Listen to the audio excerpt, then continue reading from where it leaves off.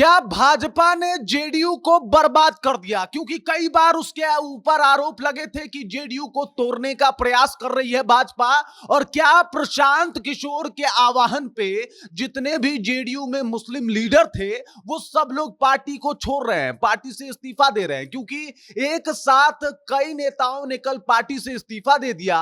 वजह यह था कि जेडीयू ने वक्फ बोर्ड बिल का सदन में जो है वो सपोर्ट कर दिया था। पूरी जानकारी आपको बताएंगे कि किस तरीके से अब जेडीयू की उल्टी गिनती जो है वो शुरू हो गई है और नीतीश कुमार की मुश्किलें और ज्यादा बढ़ गई है। लेकिन उससे पहले मेरा परिचय जान लीजिए। मेरा नाम है रजत और आप जनता जंक्शन देख रहे हैं। जो कयास लगाए जा रहे थे, जो सभी पार्टियां मिलकर जो विपक्ष में खड़ी थी वो बोल रही थी, क्या वो बात सच निकली? क्योंकि अभी देख लीजिए, जेडीयू से कई बड़े नेता जो मुसलमानों के लीडर माने जाते थे उन लोगों ने इस्तीफा दे दिया। जो दो चार बचे हुए नेता हैं वो कह रहे हैं कि भाई साहब गलत तो हुआ है और इस कानून को जो है वो वापस ले लेना चाहिए केंद्र सरकार को।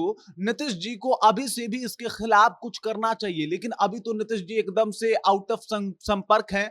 वो अभी आपको ना मीडिया में दिखाई दे रहे हैं, ना ही उनका कोई भाषण बाहर आ रहा है।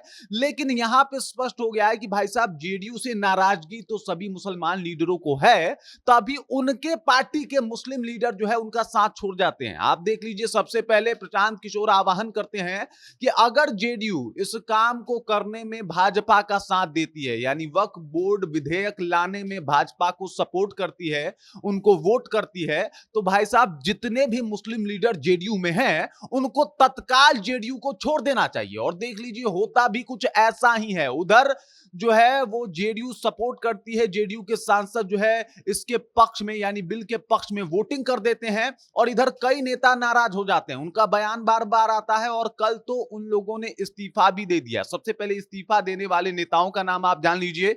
आपको बता दूं कि जेडीयू अल्पसंख्यक मोर्चा के प्रदेश सचिव हैं मोहम्मद नवाज मलिक, उन्होंने इस्तीफा दे दिया। इसके बाद जेडीयू के बड़े नेता हैं काशिम अंसारी, इन्होंने भी पार्टी से इस्तीफा दे दिया। अल्पसंख्यक प्रकोष्ठ के अध्यक्ष हैं शहनवाज आलम, इन्होंने भी इस्तीफा दे दिया। और अल्पसंख्यक विभाग के महासचिव जो है मोहम्मद तबरेज सिद्दीकी, इन्होंने भी पार्टी से इस्तीफा दे दिया। और सिर्फ यही लोग नहीं है, बल्कि कई और नेता हैं जो इस बात से नाराज हैं, परेशान हैं कि भाई साहब ये बिल का सपोर्ट आखिरकार नीतीश कुमार कैसे कर सकते हैं।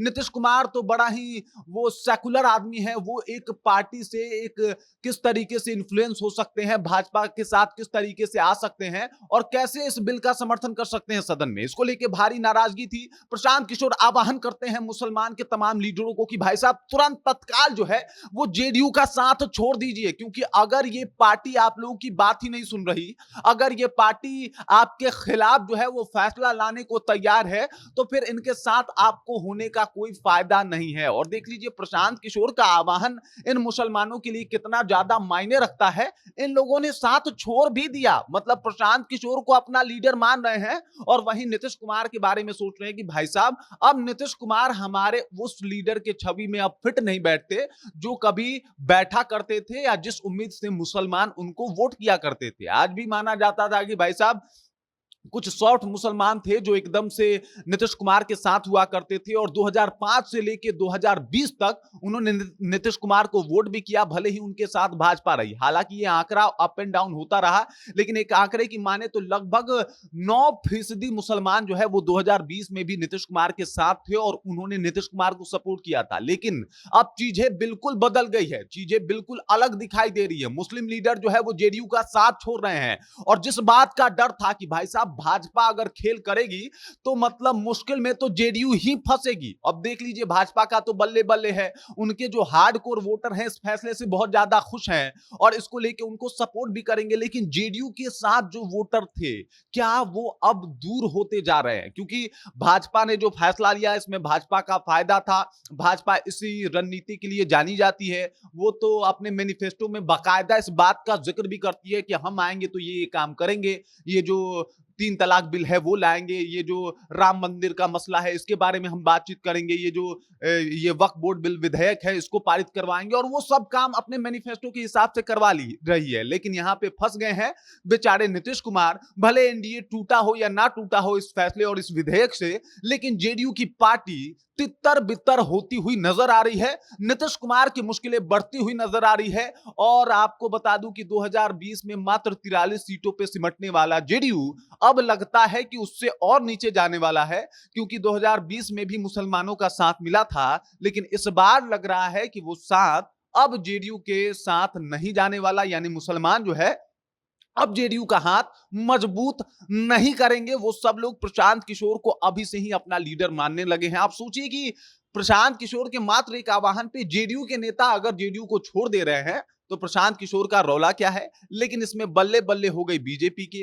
बीजेपी एक ऐसी पार्टी है, उसके बारे में कहा जाता है कि भाई साहब वो जैसे वट वृक्ष होता है कि भाई वो छायादार तो होता है, लेकिन उसके नीचे उससे बड़ा कोई पेड़ और बन नहीं सकता। ठीक उसी तर्ज पे बीजेपी काम करती है। तेजस्वी यादव से लेकर तमाम लोगों ने ये आरोप भी लगाया है भाई भाजपा के ऊपर कि ये जेडीयू को तोड़ने वाली है, और स्थिति आपके सामने है। बाकी इस खबर, इस जानकारी को लेकर आपको क्या लगता है, कृपया कमेंट कीजिए और अपना विचार हम तक पहुंचा दीजिए। बाकी नीतीश कुमार को कितनी समस्या होने वाली है 2025 के विधानसभा चुनाव में, यह भी बता सकते हैं। आप देख रहे हैं जनता जंक्शन और मेरा नाम रजत है।